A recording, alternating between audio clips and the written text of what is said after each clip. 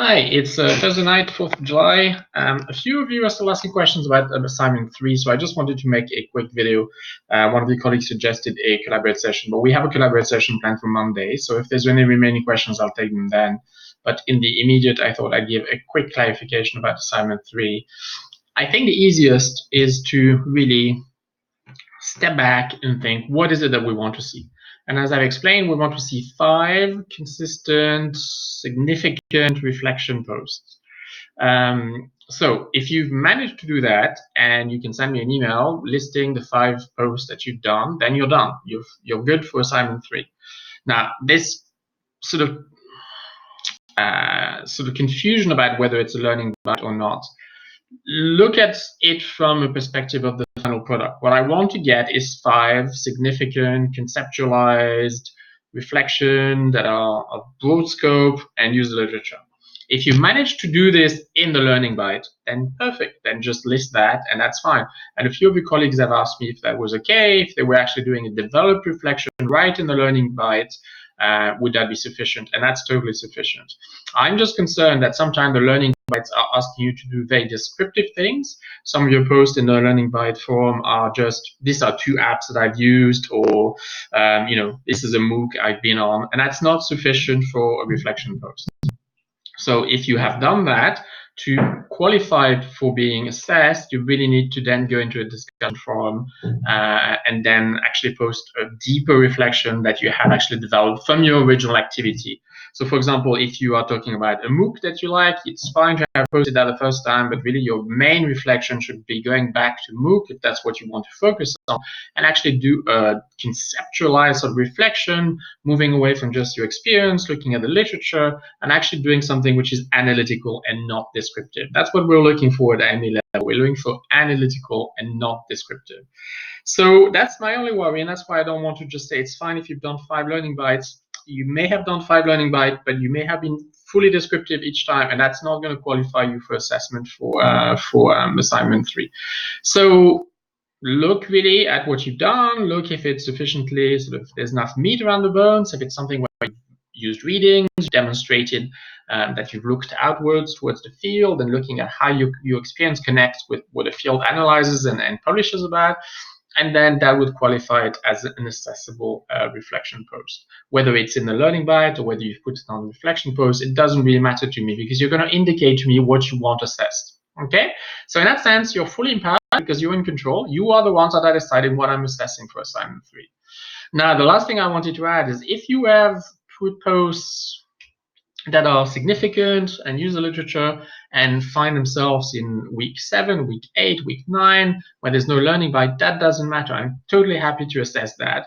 What I want to see again is 5 significant reflections that start from your practice, but quickly move on to a wider scope using readings and literature, and then move on to some sort of, whether you call it analytical reflection or whether I like to say you're managing to conceptualize the problem that you've started with to a certain level, which means you're no longer being empirical.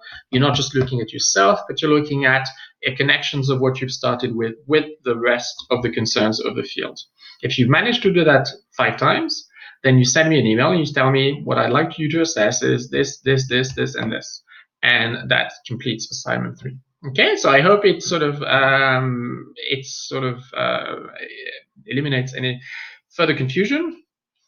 The rest we can do by email. If there's any, obviously I'm going to have a look at what you send me, and if I think that you've gone completely off track and that what you're sending me as post is not sufficient, I'm going to say that's not sufficient. Maybe try again.